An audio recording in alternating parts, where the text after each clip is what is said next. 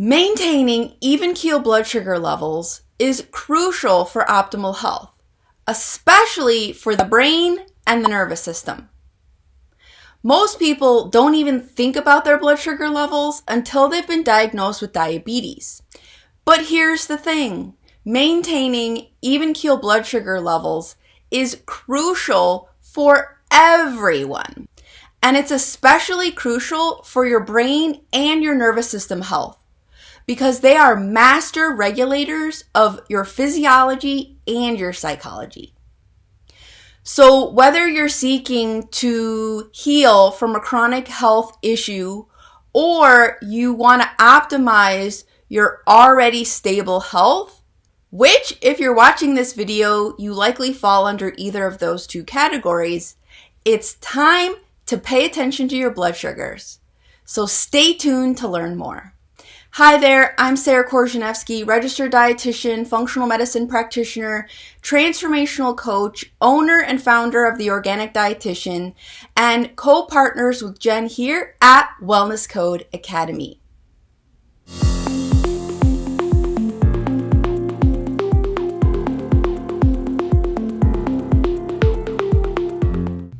All right, to get started, let's do a brief overview.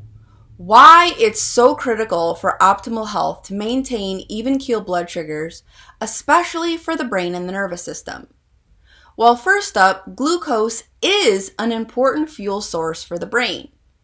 However, we want to prevent being on what we call the blood sugar roller coaster, which are sharp peaks and drops in glucose levels, because they wreak havoc on the brain and the entire body, and can lead to a whole host of symptoms, including things like mood swings, difficulty concentrating, brain fog, fatigue, and even long-term cognitive decline. Blood sugar imbalances are a serious factor, substantially increasing one's risk of developing neurodegenerative diseases such as dementia and Alzheimer's. So much so that they're both often referred to in the integrative medical space as type 3 diabetes. And I don't know about you, but I want to do everything I can within my power to prevent long-term issues such as those diagnoses.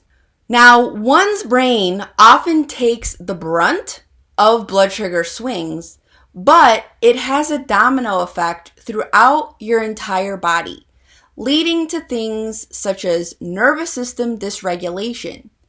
Drastic swings in blood sugar levels both overstimulate your nervous system, leading to a tendency for that nervous system to get into what we call fight or flight mode, and blood sugar crashes can lead to us being in a nervous system freeze or shutdown mode. Fluctuating blood sugar throws key hormones such as cortisol into chaos. And this not only impacts your stress response, but it also is going to impact and influence your sleep, your metabolism, your sex hormones, and so much more.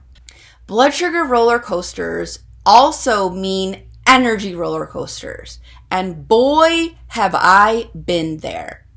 I often refer to this as the Thanksgiving syndrome, because after a big Thanksgiving meal, everyone blames the tryptophan in the turkey for the whole family needing to take a nap on the couch after eating.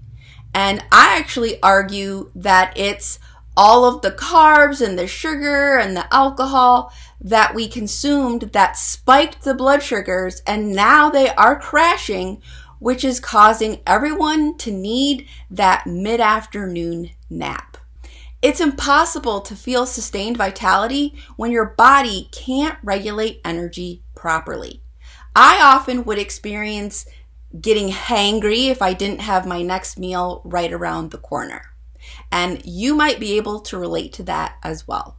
Chronically high sugar also ignites the flames of inflammation, setting the stage for countless health issues from metabolic syndrome, fibromyalgia, autoimmune conditions of any type, and even things like cardiovascular disease, cognitive decline, as I mentioned, cancer, and so much more. So if you're already struggling with any of these health challenges, don't worry, there are still things that you can do to support yourself. And if you're like me, you want to desperately do what you can to prevent these health conditions from popping up later on down the road. So let's go over real quick some of the factors that can influence our blood sugar levels. Now, typically the first thing people think about are the diet that they're eating, and that 100% is a huge factor. So think of things like what types of carbs one is eating, how much carbs one is eating. Is one getting enough quality animal proteins and healthy fats? Not consuming too much of the highly processed omega-6 fatty acid fats. Watching whether we're overeating or eating too frequently. Are we consuming alcohol, caffeine? Maybe we're eating a lot of foods that we're actually very sensitive to or we have an intolerance to. That is a stressor on the body and can also increase our blood sugar levels.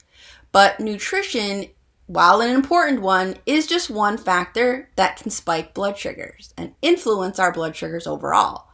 So anything that will influence our lifestyle. So think about things like sleep, making sure we're resting, which is very different than sleep, how much movement we're getting, what types of light we're being exposed to and when, and the list goes on there. But really, any sort of stressor has the potential to influence our blood sugar levels because stress can cause cortisol to be released, and cortisol and blood sugars are BFFs. Typically, when one goes up, the other will go up and vice versa. So think of things like thyroid dysfunction, nutrient deficiencies, infections of any kind, whether it be bacterial, parasitic, viral, environmental toxicities. So thinking of things like toxic metals, think of the junk that can be in our water, mold exposure, the list goes on there. Hormonal imbalances. While blood sugars can absolutely influence our hormones can also influence our blood sugars. Everything is very interconnected. And another big one is our gut health. So imbalances in our microbiome and our ability to properly break down the foods that we're eating, and it will influence how things are released into our bloodstream, which will impact blood sugar levels. So when it comes to figuring out how to balance our blood sugars, we just want to make sure that we're keeping all of those factors in mind and you're getting support from a knowledgeable practitioner if you need support in figuring this all out for yourself. So let's now talk about testing your blood sugar levels. So Jen and I love to do at-home blood sugar finger pricks. And we both have this little doohickey device, which is called the Keto Mojo.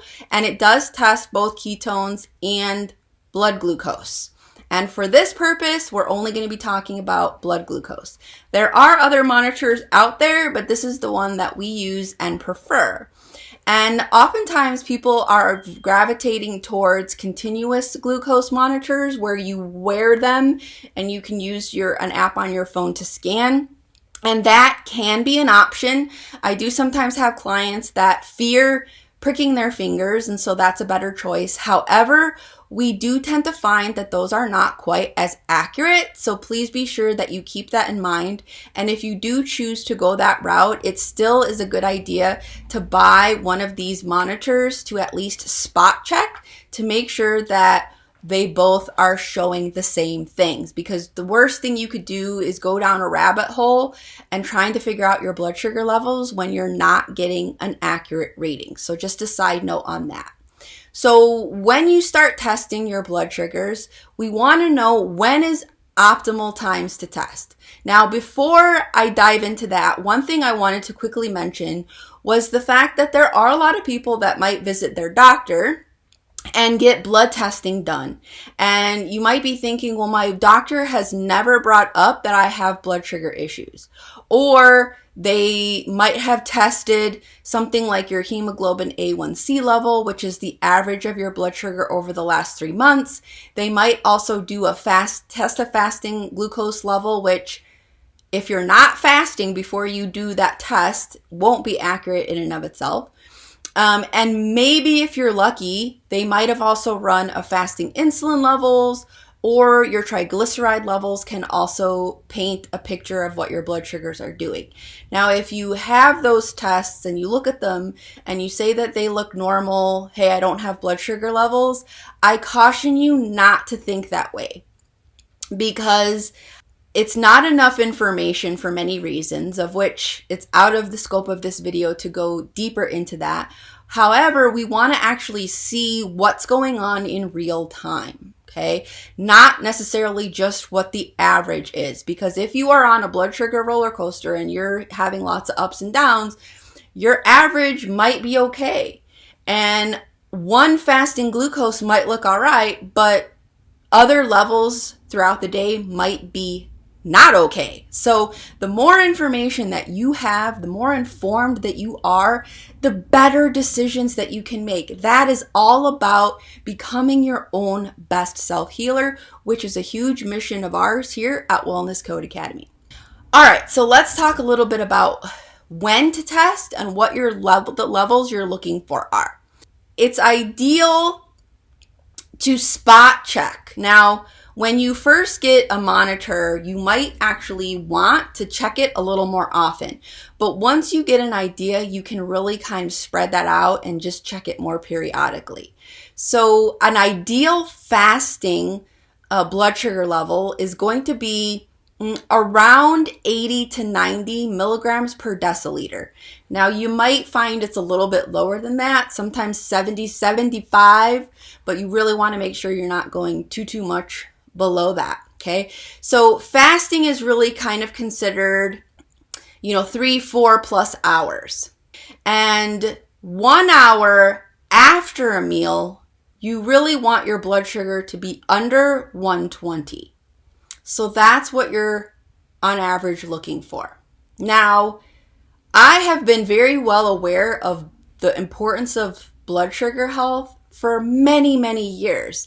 And it's actually something that I typically recommend to all of my clients to do, to buy one of these monitors and start testing, because I don't know what their blood sugars are doing. And when it comes to helping one decide optimizing their nutrition, they need to know what their numbers are so that they can make shifts that are working well for them. Now, a quick side note is this video is specifically about nutrition and blood sugars. So there's a whole separate conversation around finding the right nutrition to support one overall gut health, which is not what this video is about, because what we need to eat to support our blood sugars and what we need to help to support our gut health and healing of the digestive issues may be a little different, okay? So I just want to point that out so that you can keep that in mind when we go through this video. I had been testing my blood sugars. I would test it when I wake up. Now, being cautious, it's not ideal to wake up and test your blood sugars immediately, because there can be something called the dawn effect. So cortisol is more of a daytime hormone. So as soon as, the sun starts rising, our cortisol levels are supposed to go up. And remember, I said cortisol and blood sugar are friends, and typically when one goes up, the other goes up. So if you're getting up and you're testing your blood sugars right away and they're higher than the recommended fasting levels, that might not necessarily be a bad thing, especially if they're only slightly above it. If they're super high above it, we might want to do some deeper digging, but it could just be because that cortisol surge brought your blood sugars up. So it's really best to wait at least an hour after you wake up before getting a morning fasting blood sugar. And you want to make sure that you haven't eaten or drinking coffee or things like that that can influence blood sugar levels.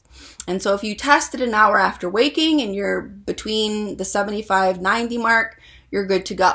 Okay. If it's a lot higher than that, and obviously you haven't eaten yet, then we want to make sure we're looking at blood sugars throughout the day to assess how you're sleeping and all of those things to better help to support making adjustments. The other important time to test it, like I said, is 1 to 2 hours after eating, because you want your blood sugar to be back under 120 milligrams per deciliter at that time. Now, this is when I was testing my blood sugars, and those levels actually looked really good. So I thought, hey, I'm good to go. I'm very metabolically flexible. My blood sugars are doing a great job. Hey, nothing to worry about here. However, in this functional wellness space, as a practitioner myself, and really, I've been on my own healing journey for 6 years, and I don't ever consider myself 100% finished with that. And I'm always looking to learn more things to evolve my skills in my work with my clients, because that's what a good self-healer and practitioner really should do. Jen, my wonderful business partner here at Wellness Code Academy, started testing her blood sugars 15 minutes after eating and 30 minutes after eating, and we started to have a conversation about it. And it is known in the wellness space that your blood sugar levels after eating really shouldn't spike more than 20 points, and ideally under 15 points.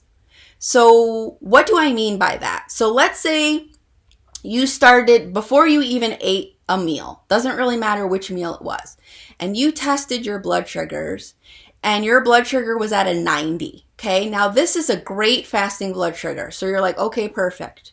And then you go ahead and eat your meal. And then you test it at the 15-minute mark. Okay, so I finished eating, set the timer for 15 minutes, check my blood sugar again. And it went up to 105. Now, that's 15-point spike, not too bad.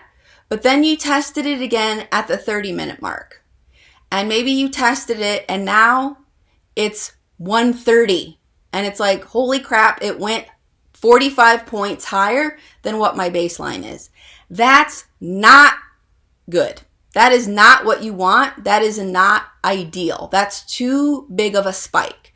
You really don't want your blood sugar to spike more than 20 points at its highest level after eating, which typically is around the 30-minute mark. So my mind was blown by this, and yours might be too. And so, hey, luckily I had my handy dandy monitor and I started testing. Okay, I started testing my blood sugars, and here I am thinking I am eating amazing. Something that we hear a lot from people that are struggling with their health is like, well, I eat clean or I eat healthy, right? And again, there is no one-size-fits-all definition for that. It's all what it is that you need. How is your body handling the foods you're eating? How is your gut able to digest it? How are your blood sugars responding? And I eat a very nutrient-dense whole food diet. But when I started to test my blood sugars 15 minutes and 30 minutes after a meal, I was shocked. Okay, and I'm going to give you some examples here. So, one meal, when I first started testing this, I had made a dish that had ground meat in it. There was some butternut squash. There was some peppers. There were some onions in there, and, a bunch of different spices. Again, what people would consider a very clean, healthy diet. And I had eaten that meal. I checked my blood sugars beforehand, and this is what my blood sugar was before that meal. I ate that meal, and then 30 minutes later, here's what it spiked to. And I was like, oh my goodness. I was seriously shocked. So, hey, I am empowered with information now. And again, even 6 years into my healing journey, I'm still learning things, right? This is what the healing journey is all about. And so I will be honest, I went through some periods of what I would call grief. And being pissed off, to be honest, because it's like, I do so much to support my health and my healing for this to be happening. It was really hard to hear to be honest with you. But again, that's part of the healing journey. And I had two options. I could be pissed off about it and just keep doing what I'm doing and risk health issues down the road, because I do have a history of PCOS, which comes with some insulin resistance. I have a family history of diabetes, and I have a family history of dementia. I don't want that for myself. So my second choice was to put my big girl pants on and start taking action and working on becoming my own best self healer. And that's what I chose to do. So I started first and foremost, playing around with my meals, because that to me was the easiest that I had to control, because I've already built a lot of good habits. And so I started to play with it. I started to, I kept my protein intake pretty similar, because I already do pretty good in that area, in my opinion. But I started to increase my fat. So I would eat, instead of a fourth of a avocado, I increased it to half. Or instead of 1 or 2 tablespoons of butter, I added 3 or 4, depending. I upped my fat intake there. And then I worked on lowering my carbohydrate intake, which I already kind of consider myself low-ish carb. I don't really do grains, things like that, but the butternut squash, very starchy. And so I swapped those out for lower carb plant foods such as cauliflower rice, a small arugula salad with some good quality olive oil and lemon juice on them. So things like that, okay? So maintained my protein levels, but I increased my fat and I lowered my carb. And I really enjoy my yogurt after my meals. It acts as my dessert, and it's also good I use it for probiotic. But I decreased the serving size to it. So it was just kind of more of a small dish, which I probably was overindulgent on it before. And then I tested my blood sugar before, and this is what it was. And then I ate that, set my timer for 30 minutes, tested it again, and then here's what it was. So it's moving in the right direction. It's definitely doing a lot better. My hope with sharing this story with you is really just to help empower you to become your own best self-healer, and really to open your eyes to the possibility when you really can start to become more aware of the things that are going on and how you can work to best support your body. Now, just because I eat this way and this is what works for me doesn't mean that it's going to work for you, which is why we recommend you test and you start playing around with it. And you're not necessarily going to get it perfect quickly. And my goal is to not be perfect with it. Like, there might be times where my blood sugar might spike a little bit higher, and, I'm going to be okay with that. I'm not going to beat myself up over it. And so once you've kind of got the nutrition piece down, if your blood sugars are still struggling, then you can really start looking at some of those other factors that I mentioned before, as far as things that can influence blood sugar levels. You can start to use it to see how even exercise, even sitting in an infrared sauna or doing an ice plunge bath, those are stressors. Not always bad stressors, but even good stressors can also spike the blood sugar. So these are just things to be aware of. So I kind of already mentioned a few things to implement if levels aren't ideal. So you play around with your carbohydrates, not just the types of carbohydrates that you're eating, but the amount that you're eating. Like with the yogurt, I really just needed to back off on it. The butternut squash, I ended up completely switching that to something much lower carb, like the cauliflower and the arugula. You could always work on increasing your animal proteins depending on how much you're eating now. And you could also play around with increasing your fats, starting with more animal fats, and you could also play around with more plant-based fats such as avocados. And then if that, again, doesn't seem to help, then you can start to look at some of the lifestyle factors. I would definitely start with lifestyle factors before diving too much into trying to figure out if there's an infection or things like that. You can start looking at your sleep levels. Are you doing any sort of restorative movement throughout the day? those types of things. So that is my story. I hope that it inspires you. I hope that it helps to support you. I hope that you can take a lot of what you learned here with you and put it into action for yourself, or maybe you're a practitioner and you can work on using this information to help better support your own clients. So that is a wrap for this video. If you start testing your blood sugars, drop in the comments what you learn. And if you're interested in learning a lot more from us, we offer a lot of wellness practitioner and self-healer programs at Wellness Code Academy. So all you have to do is go to www.wellnesscodeacademy.com and you'll see what we have to offer you. Until next time, happy balancing your blood sugars.